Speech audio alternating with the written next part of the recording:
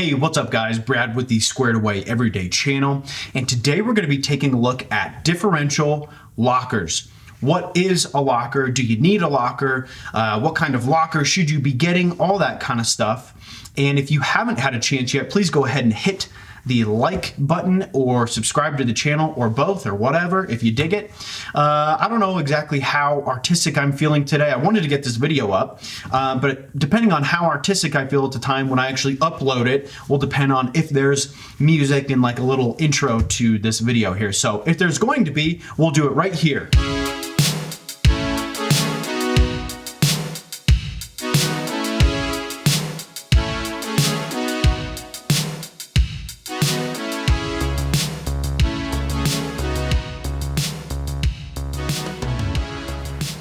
All right, so let's talk about differential lockers. Diff lockers. What is a diff locker in the first place? Well, you can get a differential locker on the front of your vehicle or on the back of your vehicle, so the front diff or the rear. And what a diff locker is essentially is if you're hitting a trail or just like even mud or sand or snow or whatever, and you start to, let's say your vehicle has traction control. Most four-wheel drives are going to have traction control. So let's just have that premise. Let's say you're driving and you're trying to get over an obstacle, or you get stuck and one vehicle loses traction and it's just spinning. Your four-wheel drive, or your traction control system, I should say, is going to acknowledge that that's happening, and it's going to send power to that wheel that's losing traction. So the wheel that has slip, it'll send power to it in an effort to regain traction. Whereas the other wheel, who may have 100% traction, in a lot of situations may not even be spinning at all because of that traction control system engaging. That's not all the time, but you will have a lot of times where that wheel with 100% traction will not engage or spin at all. So what a differential locker does is you'll engage that diff. So boom, we turned on the differential locker. Now both wheels are going to spin at the same rate of speed, and they're going to have equal power applied to each of them. So the one that doesn't have much traction and the one that does have traction will spin at the same rate of speed, and it'll hopefully pull you out or get you over whatever obstacle you're trying to clear. Okay, so that's the first thing. What is a diff locker? That's what it is. I hope I explained that. Okay, now, do you need a diff locker? Well, like I said, a lot of modern vehicles that are four-wheel drive variants like trucks and SUVs are kind of moving away from putting in differential lockers in them altogether. I think even the Land Cruiser 200 series doesn't have lockers in it anymore. Don't quote me on that, but I'm pretty sure the 200 series doesn't even have factory lockers. Maybe you can pay to do that, or maybe I'm just an idiot and it does have lockers. I don't know. Either way, I do know that a lot of four-wheel drive trucks and SUVs just don't have lockers anymore, and they're more so trying to not put the lockers in and substitute that for a traction control system. So do you need lockers if you don't already have them? Here's what I'll say. You can probably get over most tracks that you're going to be hitting without a locker at all.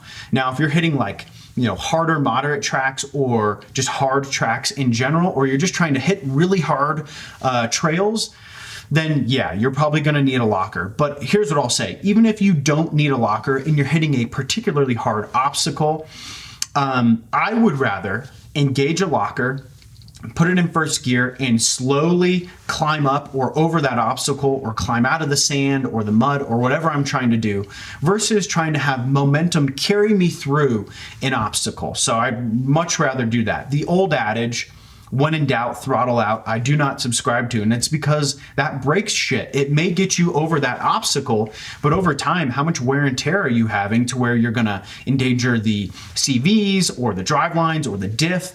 I don't know. That's stuff that you really need to consider. So for me personally, I think that you can have a lot less strain on your vehicle if you're going to just end up putting a locker in it and engaging that at the appropriate time. Now, there's times you don't want to engage a locker, like if you're going downhill and you have a front locker engaged. If it's muddy or if it's loose gravel or loose rock or whatever, that can cause you to slide depending on the pitch of the hill and how slick or loose that terrain is. It can cause you to just, especially because the weight of your vehicle, to slide down that hill, and you'll lose traction from that alone. So you don't always just want to use a locker. But essentially, that's my 2 cents on it. I would rather have the locker and engage it when needed rather than trying to have momentum carry me through an obstacle or carry me out of a sticky situation. So that's my 2 cents on it. Now, you've decided, okay, yes, I need a locker, or no, I don't need a locker. You can get a front locker or a rear locker. Which one should we get? Well, here's what I'll tell you on that. It's kind of a double-edged sword. Now, if you have an independent front suspension vehicle, which most modern vehicles do, so there's IFS vehicles, and then there's a live axle or solid front axle, whatever you'd like to call it. An independent front suspension vehicle, when you're going over terrain that is particularly uneven, you can really get a lot of wheel lift in the front left or the front right wheel. And so if you have a front diff locker, that's great because you can engage that front diff, turn it on for a second. You'll still have traction on the one wheel that's making contact on the ground. The other wheel will not have any contact maybe, but you can climb out of stuff still. Even though you don't have traction on this, you're not getting this like wheel spin or traction control type effect going on.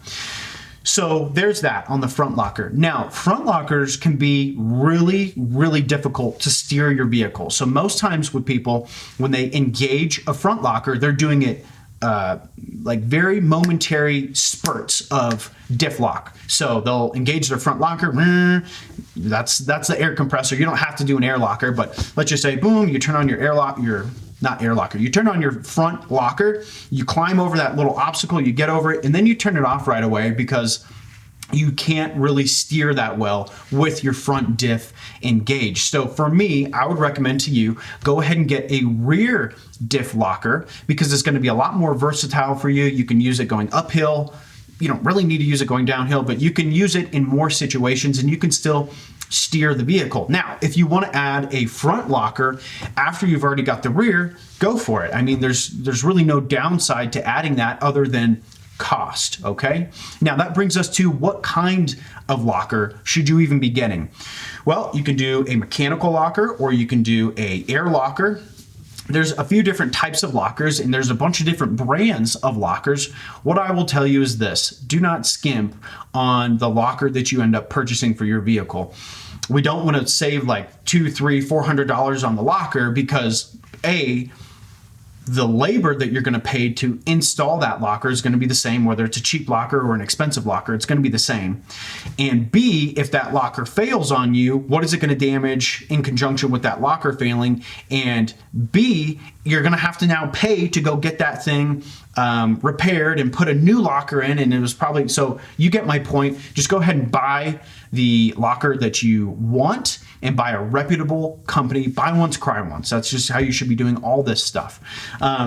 So anyway, that's my opinion on differential lockers in general. If you liked the video, please go ahead and give me a like and sub to the channel, and we'll see you in the next one.